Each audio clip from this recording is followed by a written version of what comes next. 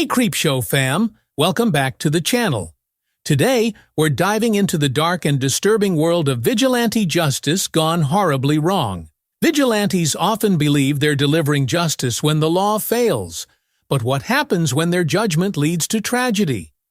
In this episode, we'll uncover 10 terrifying times vigilantes murdered innocent people. These stories are chilling, heartbreaking, and a sobering reminder of how dangerous it can be when people take the law into their own hands. So, sit back, lock the doors, and let's get into these terrifying true stories. Number 10. A passing electrician is lynched as a thief. Muhammad al-Zahra, a 30-year-old electrician from a Jakarta suburb, found himself in the wrong place at the wrong time in 2017.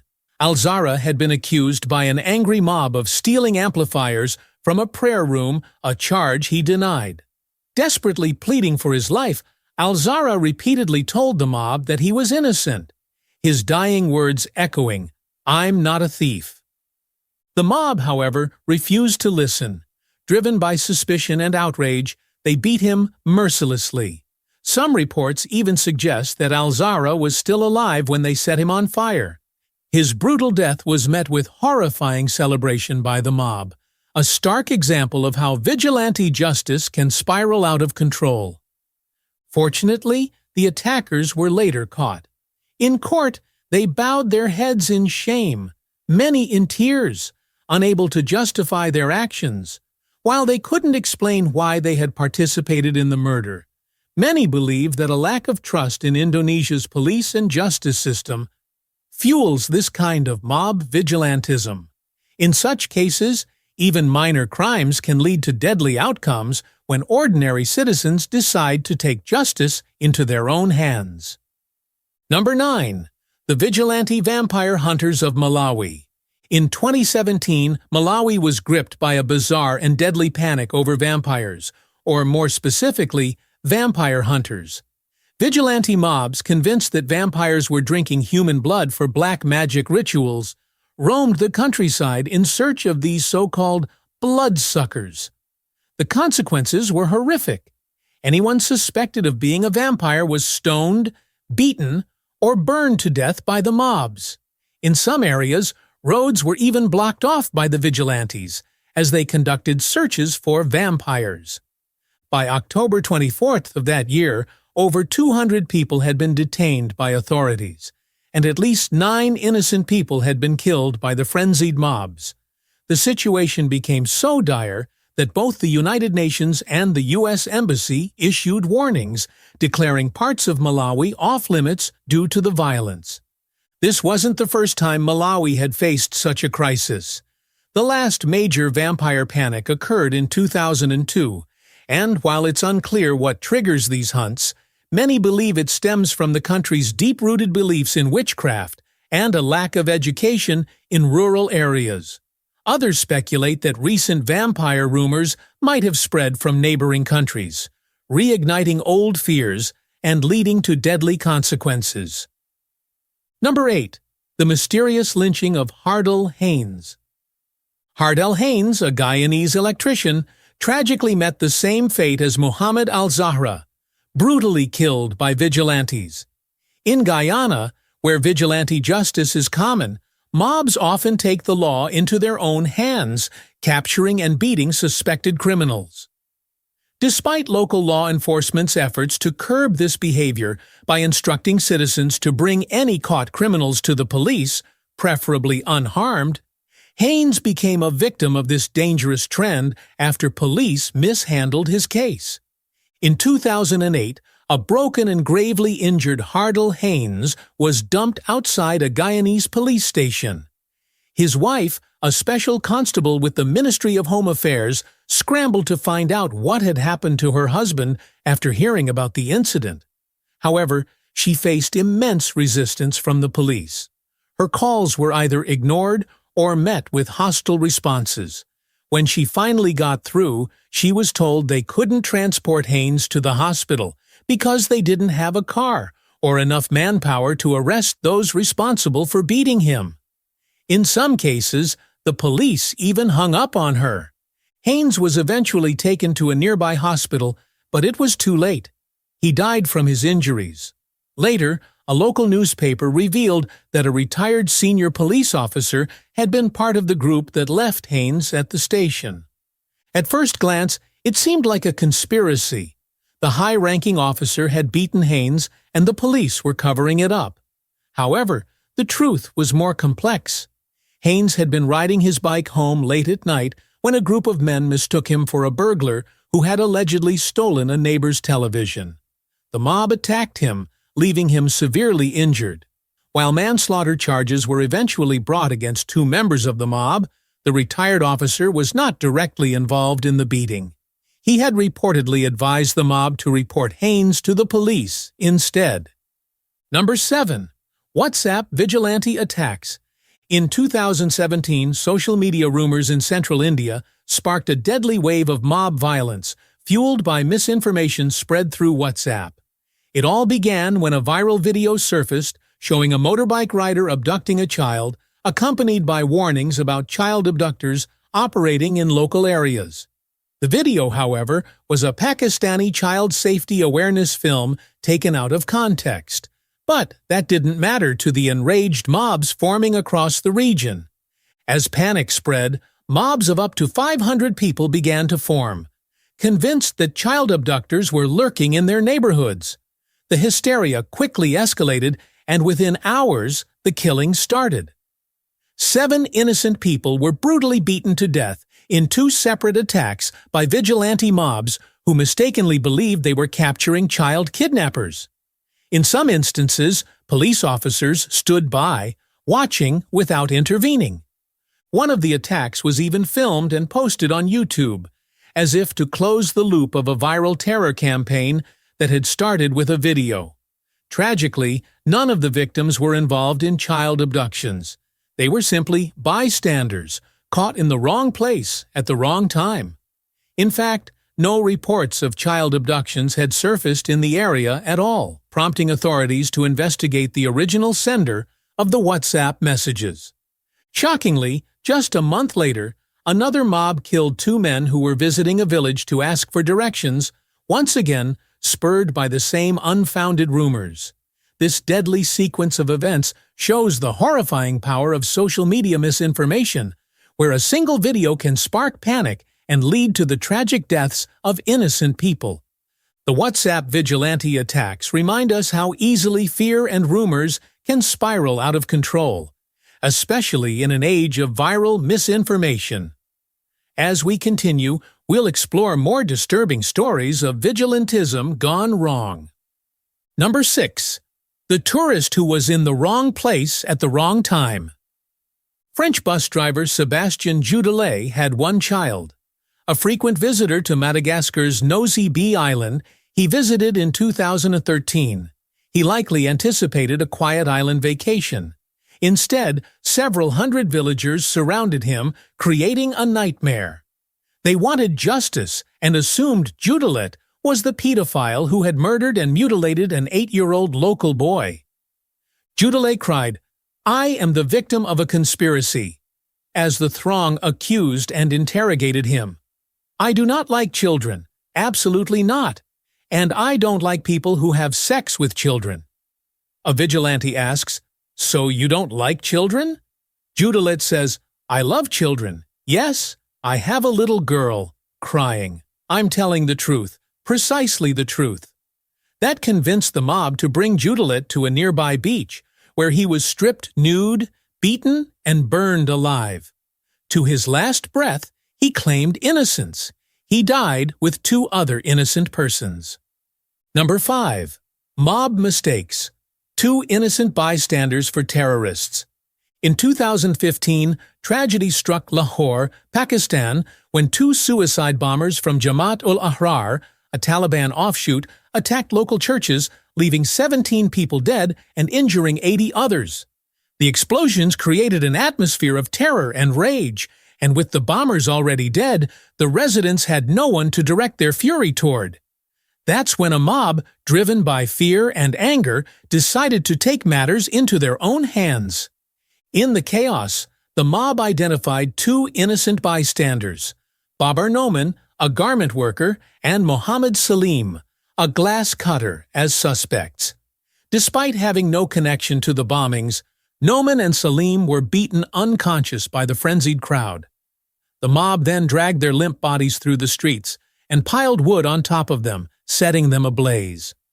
Hundreds of men cheered and celebrated as they watched the two innocent men burn to death. It was a horrifying display of misdirected rage, where fear and vengeance led to an unspeakable act of violence.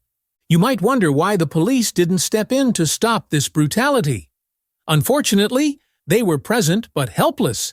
Vastly outnumbered by the mob, they could do little more than watch, as the men were mercilessly killed. Number 4. The man who was found innocent. Nearly a century later.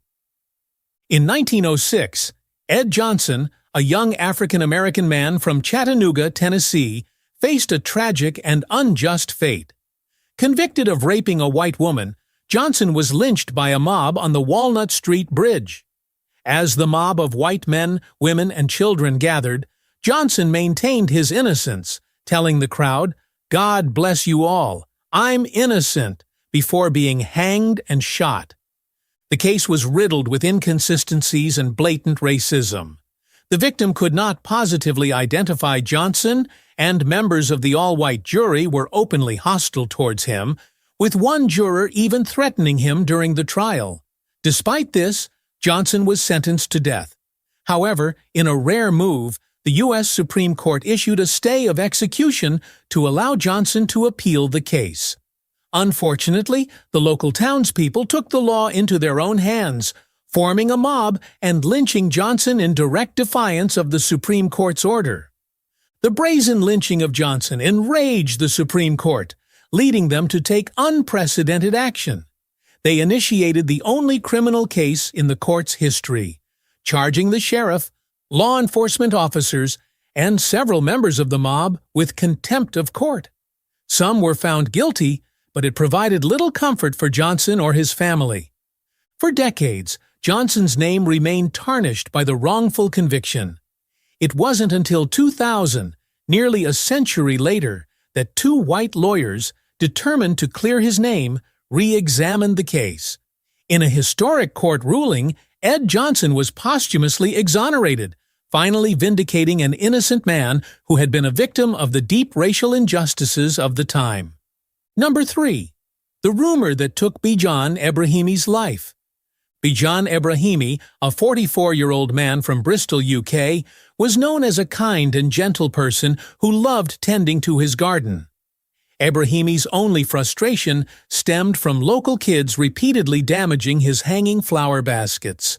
To resolve the issue, he began taking photos of the children in the act, hoping to present the evidence to the police. However, before Ebrahimi could show the photos, a neighbor misinterpreted his actions, suspecting him of photographing children for nefarious reasons. That single misunderstanding set off a devastating chain of events. Rumors quickly spread throughout the neighborhood, branding Ebrahimi as a pedophile. By the time the police arrived to question him, crowds had already gathered outside, chanting "pedo" and demanding justice. Though the police cleared Ebrahimi of any wrongdoing, the damage was done. He returned home to an increasingly hostile environment, as neighbors continued to believe the false rumors. Tragically, just 2 days later, 24-year-old neighbor Lee James, fueled by anger and misinformation, took matters into his own hands. Late one night, James attacked Ebrahimi, knocking him unconscious.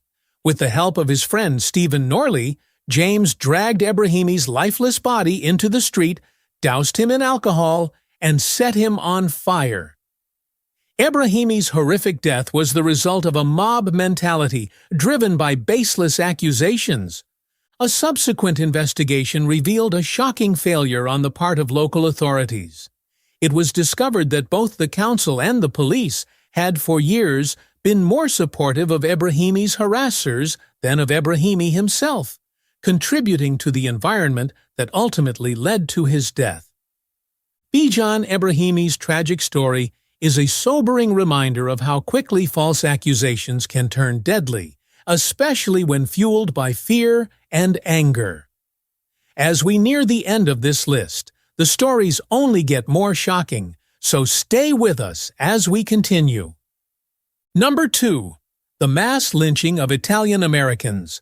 Mob violence and lynchings have left an indelible mark on U.S. history, but one of the most startling and lesser-known targets of these crimes was Italian immigrants.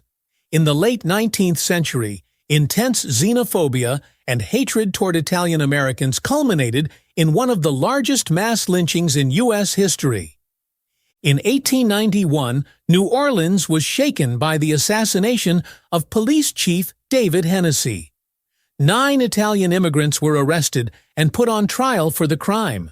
However, when the court acquitted the men, the city's residents erupted in fury. A massive mob, enraged by the verdict, stormed the jail where the men were being held. They dragged all 9 men, along with 2 other Italians detained for unrelated reasons, into the streets. In a brutal display of vigilante violence, all 11 men were lynched, becoming victims of one of the deadliest mass lynchings in American history. The horror of this event shocked the Italian-American community, but it also revealed the widespread prejudice Italians faced during this period. The attack in New Orleans not only provoked more violence, but it also highlighted the media's role in fueling hatred.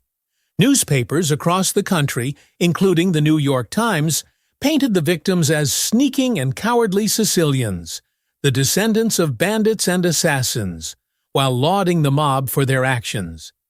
Incredibly, Theodore Roosevelt himself called the lynchings a rather good thing. The organizer of the mob, John Parker, would later become governor of Louisiana, cementing the horrifying legacy of the event. This mass lynching is a stark reminder of the racial and ethnic tensions that have long plagued the U.S., and how mob justice can spiral into senseless violence, fueled by hate and ignorance. The lynching of Italian Americans in New Orleans remains a dark chapter in U.S. history, one that should not be forgotten. As we move to the final story, we confront the devastating consequences of vigilante actions fueled by deep-seated prejudices. Number 1. The lynching victim who became a symbol for the civil rights movement. In 1955, 14-year-old Emmett Till left his home in Chicago to spend the summer with his cousins in Mississippi, a trip that would tragically change the course of history. Till never returned home. On August 24th, after a long day of picking cotton, Till and his cousins went to a local store owned by Roy and Carolyn Bryant, a white couple in their 20s. Till entered the store to buy some bubble gum while Carolyn was alone inside. What exactly happened next remains uncertain. Carolyn Bryant later claimed that Till flirted with her, but she has since changed her story. Till's cousin recalls hearing a whistle from Till, but the truth of what happened remains disputed. Regardless, Till, unaware of the extreme racial tensions in Mississippi, having grown up in Chicago, had unknowingly crossed a deadly line. Just 4 days later, Roy Bryant and his half-brother, J.W. Milam, showed up at Till's relative's house armed with a gun. They kidnapped Till, claiming they were looking for the boy who did the talking. Till's body was found 3 days later in the Tallahatchie River, so severely disfigured that he could only be identified by a signet ring he wore. His killers were swiftly acquitted by an all-white jury, and in a brazen display of contempt for justice, Bryant and Milam later openly admitted to the crime, protected by double jeopardy laws. Till's mother, Mamie Till Mobley, was devastated by her son's death, but determined to show the world the horrors of racism. She held an open-casket funeral in Chicago, allowing thousands to see her son's brutalized body. The shocking sight stirred a wave of outrage and became a catalyst for the civil rights movement. Till's murder galvanized activists and communities across the nation. Reverend Jesse Jackson later described the case as the Big Bang of the civil rights era. That's it for today's video, Creepshow fam. These stories are a haunting reminder of the consequences of mob mentality and misplaced justice. If you found this episode eye-opening, make sure to hit that like button and share it with your fellow true crime lovers. Don't forget to subscribe and hit the bell so you never miss a new episode.